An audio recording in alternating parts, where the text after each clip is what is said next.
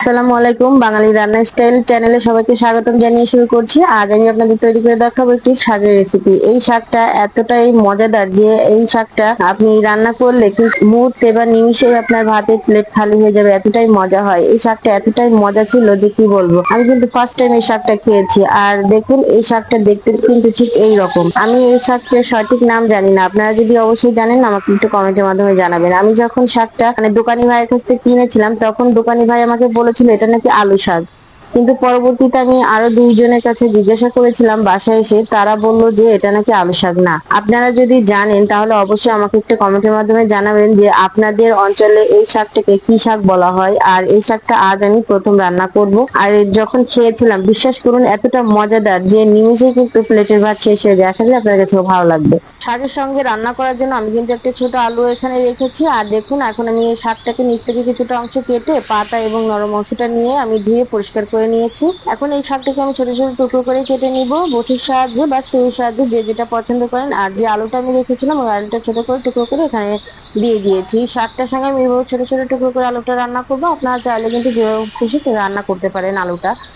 আর এখন আমি এখানে দিয়ে দেবো একটা বোম্বাই মরিচ। আমি এখানে নাগা মরিচটা নিয়েছি, আপনারা চাইলে কাঁচা মরিচটাও দিতে পারেন। নাগা মরিচ দিয়ে এই শাকটা রান্না করেছিলাম, এত টেস্টি ছিল যে বলার বাহিরে। এখন নাগা মরিচটা আমি ছোট ছোট টুকরো করে এর ভিতরে দিয়ে দিয়েছি। চাইলে আপনারা আস্ত গোটাটাও দিতে পারেন, পরে খুন্তি সাহায্যে ভেঙে দিতে পারেন। এখন দিয়ে দেবো সামান্য কিছুটা লবণ আর খুবই সামান্য পরিমাণে আমি একটু হলুদ দিয়ে দিয়েছি।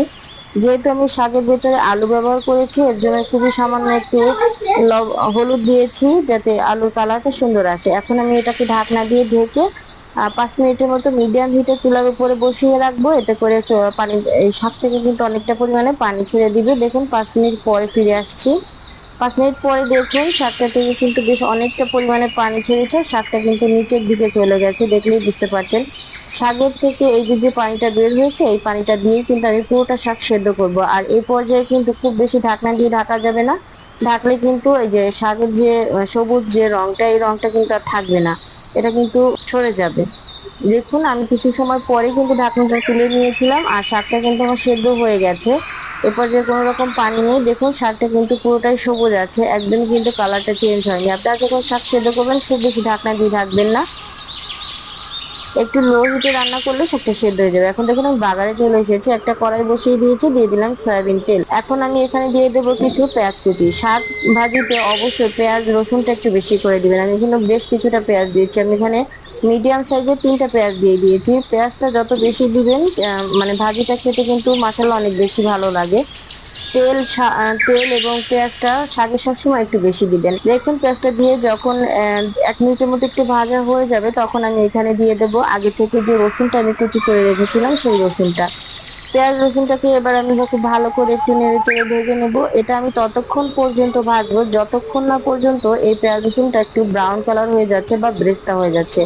দেখুন যখন এইভাবে ভাজা হয়ে যাবে তখন আমি এখানে দেবো চিংড়ি মাছ। আমি এখানে কিছু চিংড়ি মাছ দিয়ে নিয়েছি, চিংড়ি মাছটা দিয়ে সামান্য কিছুটা লবণ দিয়ে দিলাম, জাস্ট একটু চিংড়ি মাছে যাতে লবণটা ঢুকে, এই কারণে। চিংড়ি মাছ এবং এইটা যখন ভাজা হয়ে যাবে পেঁয়াজ রসুনটা তখন আমি এখানে দিয়ে দেবো আগে থেকে যে শাকটা আমি সেদ্ধ করে রেখেছিলাম সেই শাকটা। শাক দিয়ে এখন আমি এই বাগারের সঙ্গে খুব সুন্দর করে এটাকে তেলের সঙ্গে মশলার সঙ্গে মিশিয়ে নিব। এই পর্যায়ে খুব সুন্দর একটা ফ্লেভার আসছে, যেহেতু আমি এখানে নদীর চিংড়ি মাছটা দিয়েছি, টাটকা যে পিওর নদীর চিংড়িটা থাকে ওই চিংড়িটা দিয়েছি। জাস্ট খুব সুন্দর একটা ফ্লেভার আসে এবং শাকের সঙ্গে খুব ভালোই লাগছে।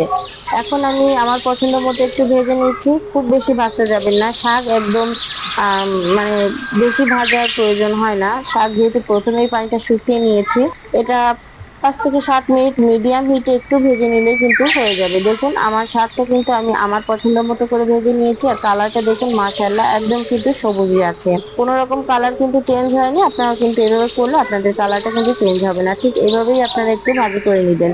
দেখবেন মুহূর্তেই কিন্তু প্লেটের ভাত শেষ হয়ে যাবে, বড় থেকে ছোট সবাই কিন্তু খুবই পছন্দ করবে। আমার কিন্তু শাক ভাজিটা কমপ্লিট হয়ে গেছে, আমি আপনাদের পরিবেশন করে দেখাচ্ছি। দেখুন আমি কিন্তু এখানে পরিবেশন করে দিয়েছি। আলহামদুলিল্লাহ শাকটা দেখতে যতটা লোভনীয় হয়েছে খেতে কিন্তু মাশাআল্লাহ অনেক বেশি লোভনীয় ছিল। আশা করি আপনাদের কাছে ভালো লাগবে। ভালো লাগলে লাইক এবং শেয়ার করবেন এবং আমার চ্যানেলটি সাবস্ক্রাইব করে রাখবেন। অবশ্যই বেল আইকনটি বাজিয়ে দিবেন। যারা আজকে আমার ভিডিওতে নতুন অবশ্যই একটি লাইক করে বেল আইকনটি বাজিয়ে দিবেন। সবাই ভালো থাকবেন, সুস্থ থাকবেন। আসসালামু আলাইকুম।